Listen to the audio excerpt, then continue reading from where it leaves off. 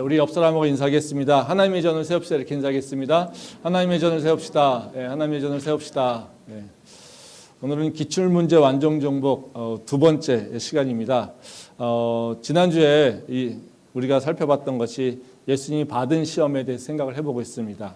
오늘도 바로 그 예수님이 받은 시험을 다시 한번 생각해 보려고 합니다. 예수님이 받으신 시험은 우리에게 매우 중요합니다.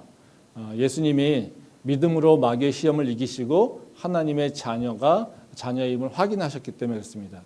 예수님의 그 십자가의 은혜로 우리가 자녀가 됐지 않았습니까? 그렇기 때문에 우리도 예수님이 받은 시험과 같이 우리도 똑같은 시험을 받을 수 있습니다. 그리고 예수님이 시험을 통과한 것 같이 우리도 시험을 통과해야지 됩니다. 그래서 우리가 믿음의 삶을 이렇게 살아갈 때 예수님께서 바로 그 시험 받으시고 이기시고 그걸 통해서 세상을 이기시고 능력을 행하신 것 같이 우리도 똑같이 믿음의 삶을 살아갈 때 예수님처럼 바로 시험을 당하게 되고요. 시험을 통과하게 되고 이김으로 말미암아 우리가 성장하게 되고 예수님의 능력을 드러내는 삶으로 살아가게 된다는 것이죠. 근데 이제 우리가 시험을 뭔지 모르는 상태에서 보게 되면 당황하지 않습니까? 그래서 예수님께서 친절하게 우리가 받을 시험이 뭔가를 먼저 알려주셨다라는 것이죠.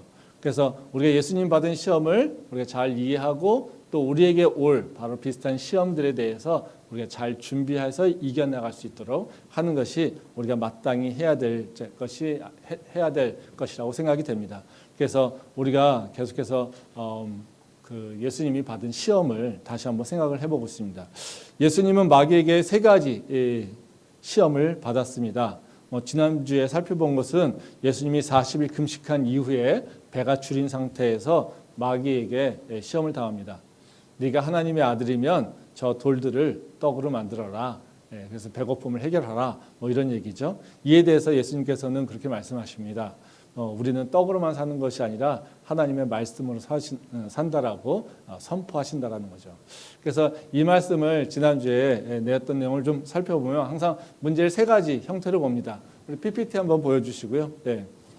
그러니까 우리가 계속해서 살펴보는 것은 좀 깨졌네요. 문제의 내용이 의도가 무엇이고 문제의 내용이 무엇인지 그리고 그거에 대한 답이 무엇인지 이 세 가지 관점에서 이제 살펴보고 있습니다.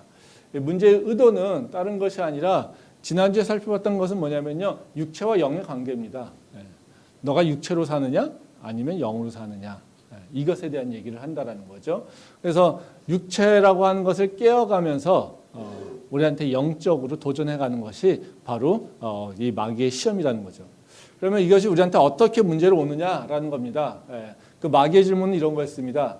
배고프면서 왜 하나님 말씀을 지키려고 하니? 이런 겁니다. 야, 네가 하나님의 아들이면 하나님의 아들이면 저 돌들을 떡으로 명해. 그래서 너 배고프면 해결하면 되잖아. 이거죠. 근데 이걸 조금 그냥 우리한테 쉽게 얘기한다면 그런 겁니다. 너 하나님의 자녀라면서 왜 고난당하니? 이거예요. 야, 너 하나님한테 축복받는다면서 왜 고난당하니? 야, 네가 교회를 다니는데 뭐 이렇게 힘들게 다녀?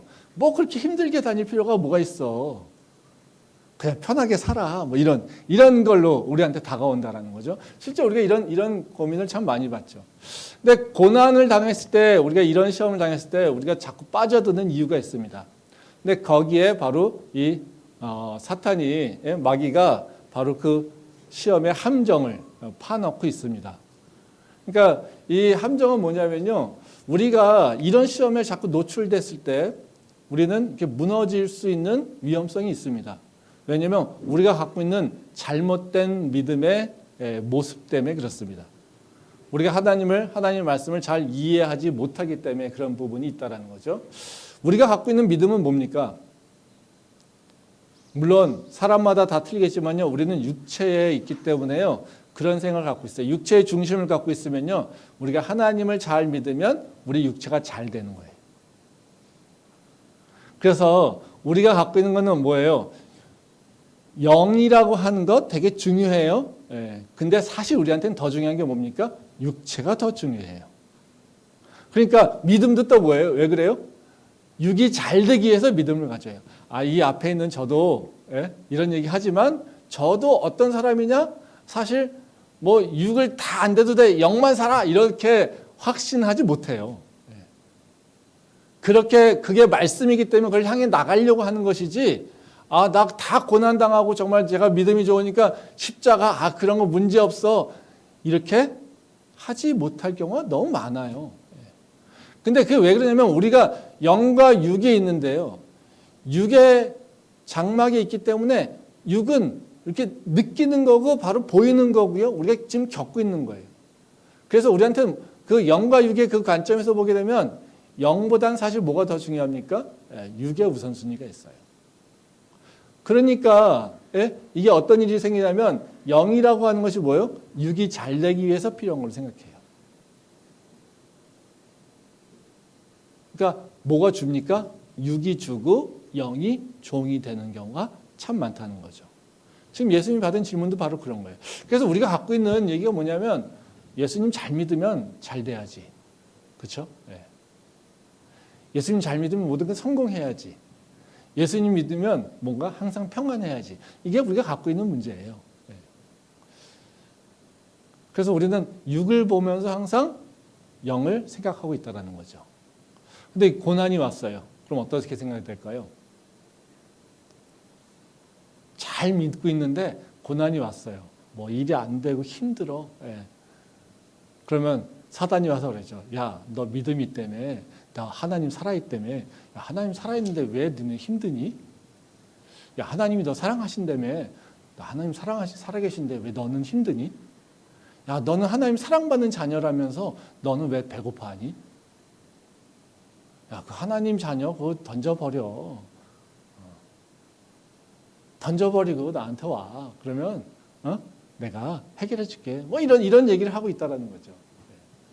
이거에 자꾸 넘어가는 이유가 뭐냐면요, 우리가 환원주의적 사고를 갖고 있는 거예요. 그러니까 뭐 우리 믿는 자들만의 문제가 아니라 우리 생각이 그렇습니다. 환원주의라고 하는 건 다른 것이 아니라 모든 것들을 다 전체적으로 보는 게 아니라 이렇게 부분만 봅니다. 그래서 A와 B의 그 관계들만 가지고요, 살펴보는 거예요. 믿음이 좋으면 축복, 믿음이 안 좋아? 축복받지 못한 거예요. 내가 고통받아? 그러면 내가 말씀을 잘 지키지 않은 거예요. 이게 뭐예요? 율법주의적 사고를 갖고 있어요. 율법주의적 사고가 대표적인 환원주의적 사고라고 이해할 수도 있습니다. 그러니까 우리가 직면해 있는 그 고난을 바라보면서 뭘 평가합니까? 하나님을 평가하고 우리의 육체의 환경을 통해서 나의 믿음과 또 믿음의 중요성, 영적 중요성을 평가하고 있다는 거죠. 그래서 지금 마귀가 딱 와서 얘기하는 게 뭐냐면요, 바로 그 환원주의적 사고에 붙잡혀 있어서 믿음과 축복을 딱 1대1로 매칭시킨 상태. 그 사람들에게 야, 네가 믿음이 중요해? 그러면 고통당하지 말아야 돼. 네 고통이 있어? 그럼 네 믿음은 사실 가짜일 수 있어. 하나님이 널 사랑한다라고? 아니야. 그러면 너한테는 좋은 일이 있어야 되잖아. 근데 하나님 사랑하는데 너는 고통당하고 있어. 그럼 뭐겠니? 하나님은 없는 거야. 이렇게 지금 얘기하고 있는 거라는 거죠. 근데 이 고난 가운데 있을 때도 예수님은 이 말씀을 어떻게 대응하십니까? 배가 고프고 육이 하나도 채워지지 않았어요. 근데 예수님 뭐라고 선포하세요? 야, 우리는 떡으로만 사는 게 아니야. 지금 뭐예요? 육체만 의해서 사는 것이 아니야. 우리는 하나님 말씀으로 살아. 이 얘기를 선포하신다라는 거죠. 그래서 우리가 떡으로 사는 것이 아니라 하나님 말씀으로, 즉 하나님을 믿음으로 산다라는 겁니다. 근데 이거 하나님 말씀으로 산다라고 하는 게 우리한테 어떤 의미가 있습니까? 그것이 중요하겠죠. 말씀은 그냥 외우는 거 이것만이 아니라요. 하나님의 말씀 다 뭡니까? 우리 약속이죠. 우리한테 다 약속으로 옵니다. 내가 너를 끝까지 지킬 거라는 것, 내가 너를 사랑한다라고 하는 것, 내가 너를 붙잡는다라고 하는 것, 내가 너를 보호한다라고 하는 것, 내가 너를 절대 놓지 않는다라고 하는 것, 다 약속의 말씀이죠. 그렇죠? 그리고 또 믿음이라고 하는 건 뭡니까? 내 능력으로 살아가는 것이 아니라 하나님의 은혜와 하나님의 인도하심으로 살아가는 거죠. 내가 결정하는 것이 아니라 하나님이 결정하는 것을 얘기하고 있는 거죠. 그러니까 우리가 말씀으로 산다라고 하는 것은 뭐냐면요, 내 삶의 모습과 환경만 바라보고 결정하는 게 아닙니다. 내가 맨날 내 삶은 어떻지? 내가 얼마나 고통당하지? 내가 갖고 있는 게 뭐지? 내가 부족한 게 뭐지? 이걸 가지고 판단하는 것이 아니라 뭘 보기 시작하는 거냐면요, 하나님을 바라보는 거예요. 즉 지난주에 말씀드렸듯이 내 손만에 뭐가 들어있지라고 하는 걸 바라보는 게 아니라요. 바로 하나님이 뭐를 갖고 계시지, 하나님이 뭘 준비하고 계시지, 하나님이 어떤 생각을 갖고 있지라고 하는 것이 중요하다는 거죠. 그래서 관점이 바뀌게 된다는 거죠. 지난주에 제가 그런 말씀, 이게 그 마지막으로 그런 말씀을 드렸습니다. 아브라함이 믿음의 조상이 됐습니다. 그게 뭡니까? 이삭을 드림으로. 근데 아브라함이 이삭을 드리러 갈 수 있는, 번제를 드리러 갈 수 있는 이유가 뭡니까? 아브라함은 자기 손에 든 번제를 본 것이 아니라요. 하나님 손에 있는 번제를 기대하고 갔습니다. 이삭이 물어보지 않습니까? 왜 우리는 번제가 없습니까? 그랬더니 아브라함이 하나님이 당신의 번제를 준비하실 것이야. 이렇게 얘기하고 있습니다. 즉, 내 손에 있는 내가 준비한 번제를 드리는 것이 아니라 하나님이 준비하고 계시고 있다는 것을 우리가 알고 있다는 거죠. 우리 인생을 살아가면서 육체의 모습은 항상 부족한 것이 많습니다. 우리가 다 채워진 상태에서 우리는 일을 하는 게 아니라요. 다 채워진 상태에서 만족한 상태에서 우리는 삶을 살아가지 않습니다. 우리가 어쩌면 예수님처럼 맨날 배고픔에 굶주린 상태에서 줄인 상태에서 살아가는 게 우리 삶의 모습이라는 거죠. 육체가 채워지지 않는 상태에서 우리는 매일같이 시험을 받습니다. 사단이 와서 계속 얘기합니다. 하나님의 아들이라며, 하나님께 사랑받는다며 왜 너는 고통 속에 있니? 그때 우리는 마귀에게 이끌리면요, 내 삶에 내 눈이 뺏깁니다. 아, 내가 하나님의 사랑받는데 왜 이렇게 고통당하지? 이렇게 뺏겨버립니다. 그러면 우리는 마귀한테 무너집니다. 근데 내가 부족해도, 내가 가진 것이 없어도 우리가 하나님의 말씀을 기억하고 살 때 우리는 거기에 흔들리지 않습니다. 맞아, 지금 나는 부족해. 근데 연약한 가운데 예수 그리스도의 능력이 드러나는 거예요.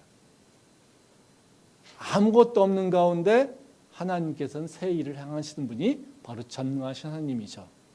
라고 하는 그 성경에 나와서 성경에서 가르치고 있는 하나님의 그 능력과 전능하심을 우리가 기억하는 겁니다.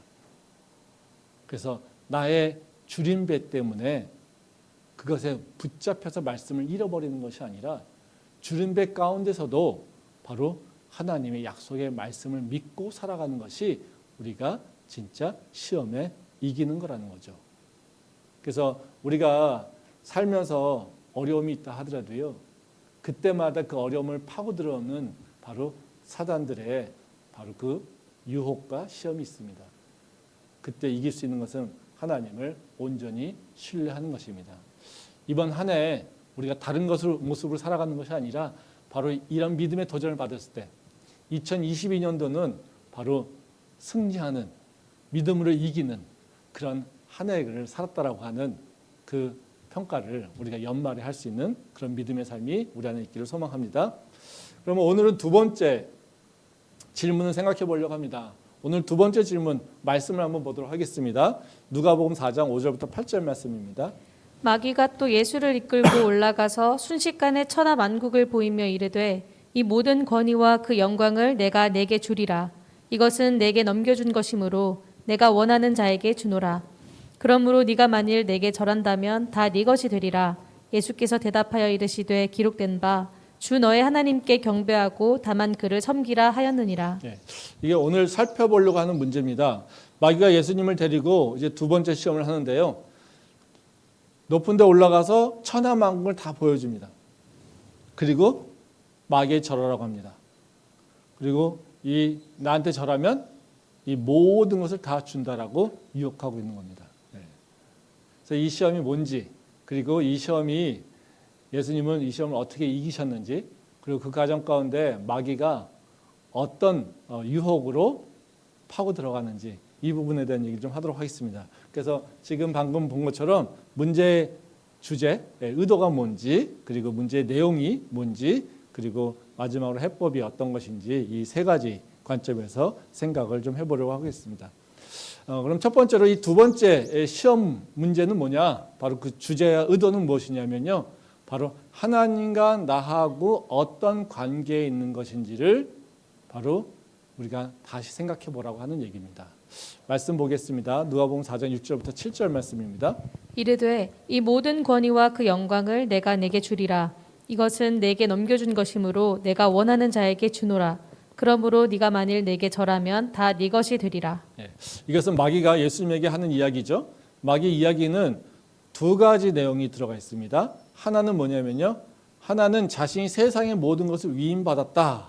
이렇게 얘기합니다.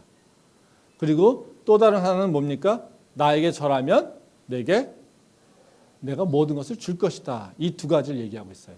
바로 그 6절 말씀이면 내가 내게 넘겨준 것이므로 이렇게 얘기하잖아요. 그리고 내가 많이 전하면 7절의 말씀이면 내가 내게 절하면 다 내 것이 될 것이다. 그러니까 여기 보면 무슨 얘기예요? 다 세상의 모든 것이 다 나한테 위임당했어. 위임받았어. 라는 거예요. 그러니까 이 마귀가 지금 뭐라고 하는 거예요? 내가 주인이야. 나한테 권한이 있어. 내가 할 수 있는 능력이 있어. 이거를 얘기하고 있죠. 그리고 또 뭐예요? 네가 나한테 절하면 내가 이 모든 것을 너한테 줄 것이야. 이렇게 얘기하고 있어요. 지금 마귀가 와서 얘기하는 게 뭐예요? 내가 세상의 주인이야. 내가 세상의 통치자야. 내가 세상에 모든 걸 행할 수 있는 능력이 있어. 그러니까 너는 지금 나한테 절만 해. 그러면 내가 너 눈앞에 보이는 거 다 줄게. 이렇게 얘기하는 거라는 거죠. 이게 맞는 말일까요? 이거랑 대비되는 게 뭘까요? 되게 중요한 말씀입니다. 이건 꼭 기억하고 기억하셔야 될 뿐만 아니라 외우시면 좋을 것 같아요. 말씀 보겠습니다. 창세기 1장 1절입니다. 태초에 하나님이 천지를 창조하시니라. 이 말씀은 우리한테 정말 중요하고요. 그리고 이 말씀 외우셔야 됩니다. 뭐 외우지 않으려도 해도 외워지지 않습니까? 이 말씀은 성경의 시작이죠. 성경은 뭐라고 선포하고 있냐면요. 하나님이 세상을 창조하시고 세상의 주인이시라고 하는 것을 성경은 처음부터 선포하고 있다는 거예요. 우리 기독교 신앙에서 가장 중요한 것이 바로 이 믿음입니다. 하나님이 이 세상의 창조주요, 이 세상의 주인 된다라는 거예요. 그러면 하나님이 이 세상의 창조주고 주인이시기에 우리는 그럼 어떤 존재일까요? 우리가 왕인가요? 아니죠. 우리는 그의 백성 또 그의 청지기. 세상의 모든 것들은 다 뭐예요? 하나님의 피조물이라는 거예요. 바로 우리가 지금 갖고 있는 신앙의 가장 근본 가운데 우리가 항상 고백해야 되는 건 뭐냐면요. 하나님 당신이 나의 주인이십니다. 하나님 당신께서 이 세상의 주인 되십니다. 하나님 당신께서 높으시고 가장 존귀하신 바로 신 중의 신이요 왕 중의 왕이십니다라고 하는 고백이 있어야 된다는 거죠. 지금 마귀가 와서 지금 우리를 흔들고 있는 게 뭡니까? 하나님 왕이 아니야. 내가 왕이야. 하나님이 주관자가 아니야. 내가 주관자야. 네 삶의 주인이 누군지 아니? 하나님이 아니야. 내가 할 수 있어. 이것을 지금 마귀가 얘기하고 있다는 것이죠. 그래서 우리가 예수를 믿는다라고 하면 우리가 그냥 믿습니다라고 하는 게 아니라 굉장히 구체적이어야 되죠. 우리가 믿음을 고백할 때 중요한 것은 뭐냐면요. 나는 하나님을 누구라고 하지? 난 예수님을 누구라고 인식하고 있지? 하나님과 나는 어떤 관계에 있는 것이지? 라고 하는 것을 우리가 생각을 해야지 된다는 거예요. 저는 이번 한 해를 살아가면서 우리가 절대로 이 문제에 대해서 흔들리지 않길 바랍니다. 그리고 혹시 우리 마음 가운데 이것을 하나님이 이 땅에 창조주시고 이 땅에 주인 되신다라고 하는 것을 지금 잊고 살았다라면 다시 기억해야 됩니다. 그리고 다시 깨달아야 됩니다. 그리고 그것을 중심으로 우리의 신앙을 다시 돌아봐야 됩니다. 바로 그런 지혜가 우리 안에 있기를 소망합니다. 두 번째는요. 그러면 이 문제를 가지고 하나님이 주관자이신 것 그리고 우리가 그의 청직이며 그의 그 백성이라고 하는 그 사실을 어떻게 깨나가는지 그 사탄 마귀들의 그 문제가 무엇인지 이걸 좀 살펴볼 필요가 있습니다. 그러니까 가장 중요한 건 포인트는 뭐냐면요. 이 사탄이 우리를 어떻게 속이는지, 유혹하고 있는지 이걸 좀 살펴볼 필요가 있어요. 그게 우리가 직면하는 시험의 문제죠. 그러니까 이 하나님이 주인 되신다라고 하는 것을 우리한테 어떻게 도전받냐면요. 사탄은요, 우리의 욕구를 자극합니다. 그래서 우리가 하나님의 말씀을 잃어버리게 만들어 버려요. 그러니까 우리가 우리 욕구를 굉장히 팽창시키고 우리의 마음을 그걸로 싹 뺏어가면서요. 하나님의 말씀이 우리 생각에는 전혀 기억이 나지 않게끔 만들어 버리는 게 바로 사탄의 전략이라는 거죠. 말씀 한번 보도록 하겠습니다. 누가복음 4장 5절부터 6절 말씀입니다. 마귀가 또 예수를 이끌고 올라가서 순식간에 천하 만국을 보이며 이르되 이 모든 권위와 그 영광을 내가 내게 주리라. 이것은 내게 넘겨준 것이므로 내가 원하는 자에게 주노라. 이 말씀에는 그 마귀의 전략이 잘 드러납니다. 마귀가 예수님을 어떻게 무너뜨리려고 하는지를 잘 보여주고 있습니다. 이 마귀가 한 행동은 보면 두 단계의 특성이 있어요. 하나는 뭐냐면요, 그 우리의 욕구를 완전히 이렇게 자극시켜서 우리가 이성적인 생각을 하지 못하도록 만듭니다. 이 5절 말씀에 나오는 게 핵심인데요. 거기 보면 마귀의 행동을 표현하는 게 뭐냐면요, 순식간에 이렇게 나와요. 그리고 천하만국을 보여주고 있다.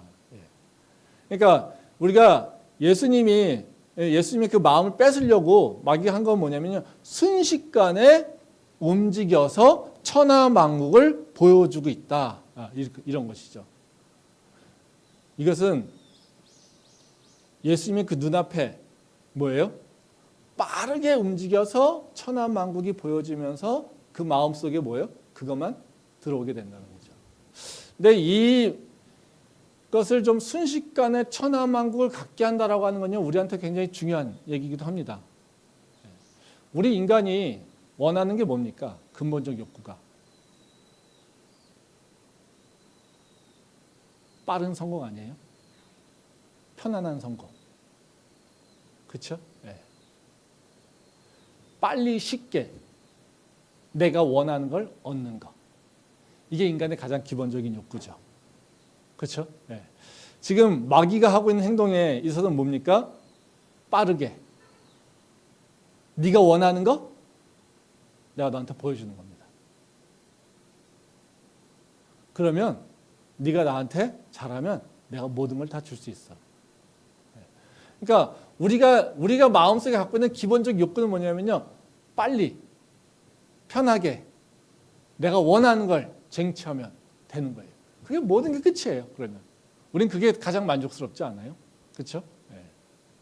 지금 마귀가 지금 바로 그 모습을 하고 있는 거예요.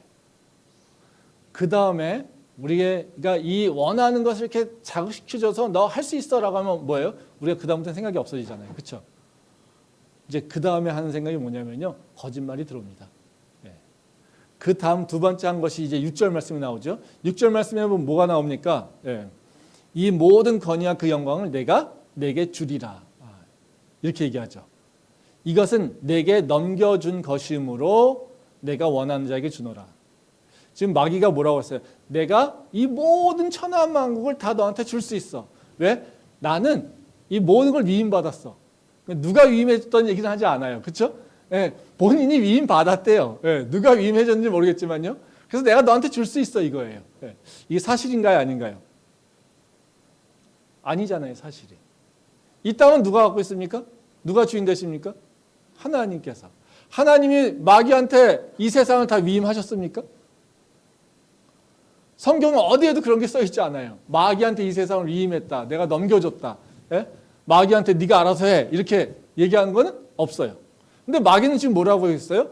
이 천하 만국이 다 내 거야. 내가 위임받았어. 그래서 내가 결정하면 너한테 줄 수 있어. 이것을 얘기하고 있다는 거죠. 지금 전략이 어때요? 처음에는 우리의 욕구를 자극시켜서요, 우리가 그것에 몰입하게 만듭니다. 그리고 그 상태에서 뭐요? 말씀이 아니라 거짓말로 우리를 현혹시켜서 우리가 거짓말에 속아가게 만드는 거죠. 이 어둠이 하는 일들이 바로 이런 거예요. 어둠이 하는 일들이. 사기가 대부분 다 이렇죠. 예. 사기가 일어나는 것이 대부분 이렇습니다. 예.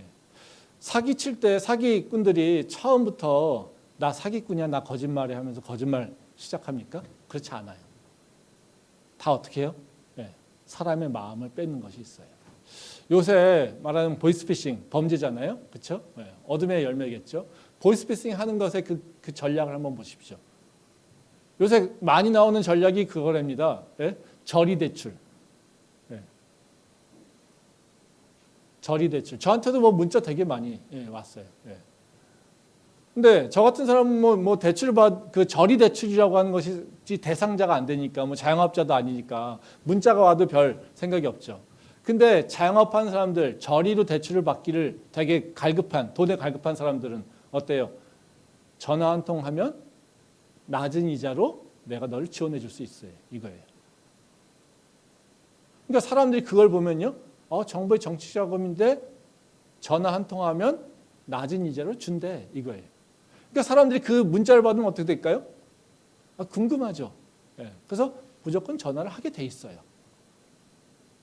그러면 그 들어오면 어때요? 저리로 빨리 대출해 줄 수 있어요. 그래서 빨리 진행할 수 있게 해준다는 거예요. 그래서 진행하다가 보면요. 예, 대부분 이런 사람들이 어때요? 그 기존 대출이 있잖아요. 그 기존 대출이 있으니까 그걸 먼저 서류를 다 하고 나서요. 야, 대출하려고 할 때 너 지난번 대출이 있네. 이거를 갚아야지 지금 이 더 많은 대출이 나갈 수 있어. 그러니까 기존에 갖고 있는 대출을 얼른 갚아. 이거 갚고부터 해결해. 이렇게 된다는 겁니다. 그러면 그거 갚으려고 막 돈을 쌓아갖고 가면요. 그때 이제 돈 받고 이제 튀는 거죠. 한번 생각해 보세요. 이들의 그 전략은 뭐예요? 처음에 그가 필요한 것, 그가 원하는 것, 그것을 주겠다고, 그리고 그것도 어떻게 해요? 아주 빨리 쉽게 주겠다라고 얘기합니다. 그래서 그 듣는 사람이 어떻게 해요? 모든 생각이 다 거기에 몰입하게 만드는 거죠. 이 사람 말만 들으면 내가 빨리 낮은 이자로 대출을 받을 수 있어, 이거예요. 그리고 나서 그 다음에 얘들이 거짓말을 하는 거죠. 거짓말을 왜 못 알아듣겠습니까? 바보입니까? 우리가 보이스피싱 그냥 안 보면서 사람들이 왜 저렇게 당하지? 왜 당하지? 의구심이 있잖아요. 그렇죠? 근데 그 당하는 게 할머니, 할아버지만이 아니라 젊은 사람도 당하는 게 뉴스에 나오잖아요. 그럼 거기 있는 사람이 무식한 사람들이 당합니까? 아니요, 그렇지 않아요. 네. 다 뻔하게 그냥 우리랑 똑같은 사람들이 당하고 있어요. 왜요? 그런 일이 일어나겠어요? 마귀의 계략들이하고 똑같아요. 욕구를 자극해서 우리의 정신을 혼미하게 만들고요. 그리고 그 다음에 거짓말을 하는 게 바로 사탄의 전략이라는 거죠. 사탄이 항상 하는 전략이 바로 이런 모습이에요. 그래서 우리가 원하는 것을 잘, 그리고 빨리 원하는 것을 극대화시켜서 우리 정신을 혼미게 하는 거죠. 근데 한번 생각해 봅시다. 우리 삶이 빨리 편하게 살아가는 게 우리가 살아야 될 삶일까요? 지금 마귀는 계속해서 우리한테요. 어떻게 해요? 야, 빨리 지금 순식간에, 그렇죠? 순식간에 다 될 수 있어. 그 우리 요새 저도 뭐 그런 농담으로 그런 인사를 많이 합니다. 대박 나세요, 그렇죠? 대박이라는 게 무슨 얘기예요? 순식간에 부자가 되는 걸 얘기하는 거 아니에요? 그렇죠? 네. 지금 얘기하는 것처럼 순식간에 천하만국을 다 얻는 거잖아요. 이게 하나님께서 원하시는 일일까? 예수님께서 우리한테 가르쳐 주시는 그 삶의 방식이 순식간에 천하만국을 얻는 것, 이것이 바로 예수님께서 이렇게 가르쳐 주는 삶일까요? 아니라는 거죠. 말씀 한번 보겠습니다. 마태복음 7장 13절부터 14절 말씀입니다. 좁은 문으로 들어가라. 멸망으로 인도하는 문은 크고 그 길이 넓어 그리로 들어가는 자가 많고 생명으로 인도하는 문은 좁고 길이 협착하여 찾는 자가 적음이라. 예수님께서 우리한테 가라고 하는 그 삶의 방식은 어떤 거냐면요. 좁은 문입니다. 그러니까 우리 앞에 뭐가 있습니까? 좁은 길이 있고 넓은 길이 있다는 거예요. 세상 사람들은 다 어디로 간다는 겁니까? 넓은 길을 가지고 간다는 거예요.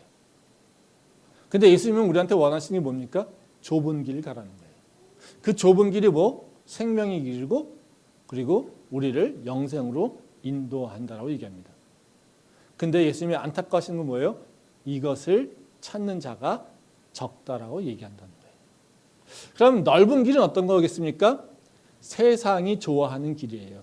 그리고 세상이 옳다라고 하는 길이에요. 그리고 세상이 우리의 욕구를 만족시키는 바로 그런 길이에요. 지금 마귀가 얘기한 것처럼 무슨 얘기예요? 순식간에 천하만국을 얻는 방법. 이것이 바로 세상이 우리한테 가르쳐주는 길이고요. 그것이 옳다라고 얘기하는 길이에요. 근데 우리는 순식간에 천하만국을 얻게 되는 것. 이것은 하나님께서 원하시는 길은 아니라는 거죠. 그것이 우리가 살아가는 방법이 아니라는 겁니다. 근데 우리 모습 가운데는요, 좁은 길보다는요, 사실 넓은 길을 항상 선택하는 경향성을 가지고 있습니다. 이게 가장 큰 문제인 거죠. 이런 얘기 하면은, 그래, 내가 그럼 좁은 문을 선택하고 넓은 길을 선택하는 게 뭘까? 네, 이런 생각을 이렇게 생각하시는 분이 있어요. 그래서 저도 생각을 해봤어요. 나는 좁은 길을 선택하고 있나? 아, 그래, 나도 그러면은 넓은 길을 선택한 건 내가 뭐가 있지? 우리가 이런 말씀 들으면 내 삶하고 이렇게 직접 연결이 안 되고요. 이렇게 아, 그렇구나, 옳은 거구나라는 생각밖에 안 되고 그것이 어떤 모습으로 내 삶에 작용하는지를 잘 모릅니다. 근데 이 좁은 길과 넓은 길은요, 그냥 복음이다 아니다라고 하는 차원보다요, 우리가 삶의 태도예요. 삶의 방식이에요. 우리 신앙생활 하면서도 어떻습니까? 지금은요. 좁은 길을 선택합니까? 아니면 넓은 길을 선택합니까? 제가 이걸 어떻게 설명할까 이렇게 고민하다 보니까 저한테는 그런 생각이 들더라고요. 기도. 여러분들은 기도하는 것이 좁은 길을 선택한 결과라고 생각합니까? 아니면 넓은 길을 선택한 결과라고 생각합니까? 우리가 기도하는 게 좁은 길을 선택한 것의 결과로 우리가 기도하고 있는 겁니까? 아니면 넓은 길을 선택한 것의 결과입니까? 기도하는 거니까 무조건 좁은 길. 이렇게 생각할 수 있죠. 하나님께서 좁은 기도하라고 했으니까 이건 말씀이 합당한 거잖아요. 그렇죠? 근데 그렇지 않아요. 놀라운 건요. 우리가 기도를 하겠다라고 선택한 것은요. 의외로 넓은 길을 선택하는 마음에서 선택한 것일 수 있다는 거죠. 그거는 기도를 어떻게 하느냐에 따라 결정됩니다. 내가 만약에 넓은 길을 선택하는 태도로 기도를 선택했다면 그 기도는 지속 가능하지 않아요. 그걸 보면 됩니다. 우리가 기도가 사실 우리한테 유혹이 있잖아요. 기도하면 모든 것이 응답돼. 그렇죠? 근데 이 기도하는 거는 뭐예요? 내 힘으로 안 되니까 선택하는 경우도 많아요. 그렇죠? 또 빨리 주신다고 하니까, 응답하신다니까, 확실하다고 하니까 기도하는 경우가 참 많다는 거죠. 어찌 보면요, 노력하는 것보다 더 쉬울 수 있잖아요. 내가 피땀 흘려서 노력하는 것보다 기도하는 게 더 쉬울 수 있단 말이죠. 그래서 기도를 선택하는 경우도 있다는 거예요. 이게 대표적인 어떤 거냐면요, 우리가 만약에 우리 삶에 문제가 생겼어요. 기도를 해요. 근데 며칠 기도했더니요, 나는 힘든데 내 삶은 점점 쪼아오는데 기도해도 바뀌지가 않아, 내 삶이. 그런 경우 있지 않습니까? 없나요? 저는 그런 경우가 참 많더라고요. 기도해도 삶이 확확 바뀌는 게 아니라 뭐 안 바뀌더라고요. 오히려 더 힘들어지는 경우가 많더라고요. 그럼 우리는 어떻게 합니까?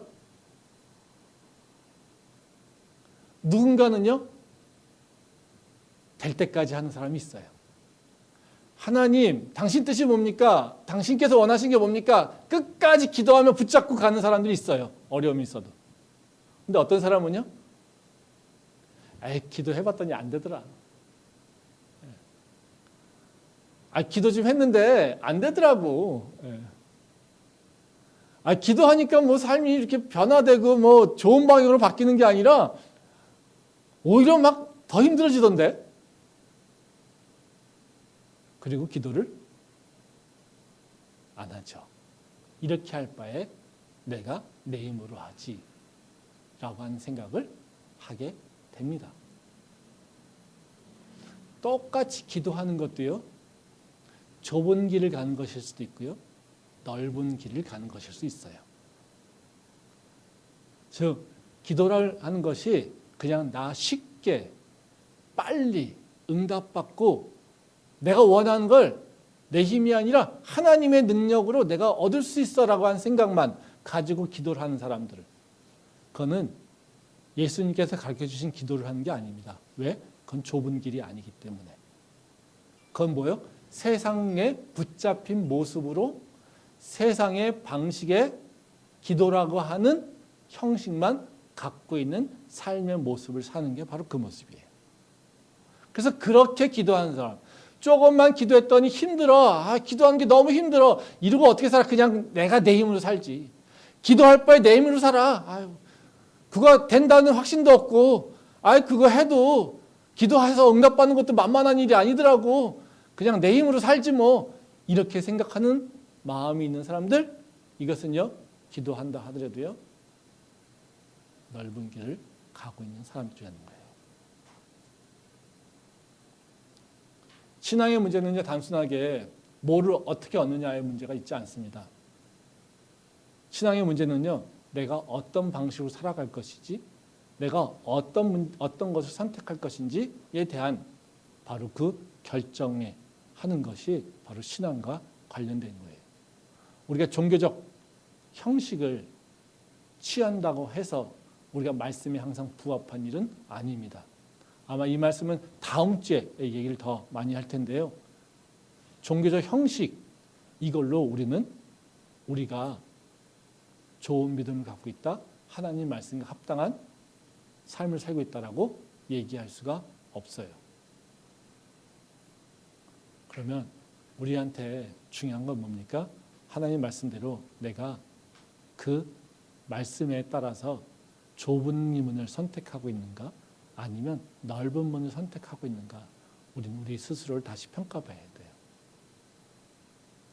내가 빠르게 많은 것을 얻기를 원하는 삶을 살기를 원한다면 난 다시 생각해야 되는 거예요.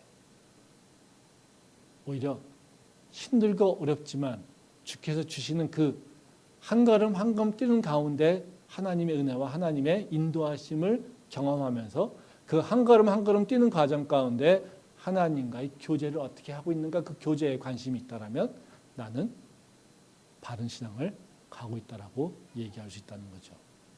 저희가 이제는 정말 세상에 붙잡힌 모습으로 살아가는 것이 아니라요, 이제는 예수님의 말씀이 내 삶에 무엇인가, 어떻게 이루어져야 되는가를 다시 한번 돌아보면서 생각하면서 살 수 있기를 소망합니다. 마지막으로 그러면요, 우리가 선택해야 될 좁은 길, 바로 예수님의 답이 뭔지 이것을 좀 생각해 보도록 하겠습니다. 바로 예수님께서 우리한테 정답을 가르쳐 주셨습니다. 우리가 어떻게 살아야 될까? 다른 것이 아니라 이제는 우리가 예수를 믿는다라고 하면요, 나의 욕구만을 위해서 살아가는 것이 아니라요, 바로 하나님의 영광을 위해서 살아가는 삶으로 변해 가야 된다는 겁니다. 말씀 보도록 하겠습니다. 누가복음 4장 7절과 8절 말씀입니다. 그러므로 네가 만일 내게 절하면 다 네 것이 되리라. 예수께서 대답하여 이르시되 기록된 바 주 너의 하나님께 경배하고 다만 그를 섬기라 하였느니라. 그런 얘기하죠. 마귀가 절망하면 천하 만국이 다 내 것이다. 이렇게 얘기합니다. 이에 대해서 예수님은 뭐라고 하십니까? 주 너의 하나님께 경배하고 다만 그를 섬기라 하였느니라. 즉 우리가 해야 될 일은 분명하죠. 하나님께 경배하고 하나님만 섬기는 것입니다. 그러니까 예수님께서 우리한테 가르쳐 주신 그 대답은 뭐냐면요. 너의 삶의 목적과 방향성이 분명해야 된다. 이겁니다. 너의 삶은 바로 하나님의 영광을 위해서 그리고 하나님께 경배하는 것, 하나님을 섬기는 것, 그것을 향해 가야 된다라고 하는 것을 우리한테 얘기하고 있다는 거죠. 마지막으로 말씀 한 번 더 보도록 하겠습니다. 고린도전서 10장 31절 말씀입니다. 그런즉 너희가 먹든지 마시든지 무엇을 하든지 다 하나님의 영광을 위하여 하라. 우리는 율법에 정해진 방식으로 이것은 율법에 합당하고 이것은 율법에 합당한 것이 아니다. 이렇게 형식적으로 문자적으로만 이해하지 않습니다. 사도 바울은 우리한테 뭐라고 얘기합니까? 너희가 먹든지 마시든지 무엇을 하든지 다 하나님의 영광을 위해서 하라고 얘기합니다. 이것이 바로 우리가 가야 될 길이라는 거죠. 이것이 바로 우리가 가야 될 그 좁은 길이라는 겁니다. 좁은 길은 그냥 고난과 고통의 길을 얘기하고 있지 않습니다. 넓은 길은 그냥 다 편안하고 다 무너지는 길 같이 보이는 걸 얘기하고 있지 않습니다. 그 좁은 길과 바로 그 넓은 길, 그 차이는 뭐냐면요. 내가 지금 무엇을 위해서 선택하느냐에 따라서 결정된다는 거예요. 좁은 길의 끝은 뭐겠습니까? 하나님의 영광에 도달하는 겁니다. 넓은 길의 끝은 뭐겠습니까? 나의 욕구를 채우기 위해서 살아가는 것을 얘기하고 있어요. 즉, 내가 어떤 길을 만났을 때 우리는요, 뭐를 위해 선택해야 됩니까? 나의 영광이 아니라 하나님의 영광을 위해서. 왜냐하면 하나님이 나의 주인 되시기 때문에 그렇다는 거예요. 이것이 바로 우리가 내 삶의 현장에서 바로 어떤 길을 선택하는 것에 있어서 굉장히 중요한 바로 그 기준이 되는 말씀이라는 겁니다. 우리가 믿는 자입니다. 세상에 살아갑니다. 수많은 선택을 해야 됩니다. 그 선택을 어떻게 해야 되겠습니까? 우리는 매번 말씀을 다 찾아서 그 상황에 맞는 말씀을 찾기는 불가능합니다. 성령께서 말씀해 주신다라고 우리 마음속에 굉장히 많은 울림이 있을 수도 있습니다.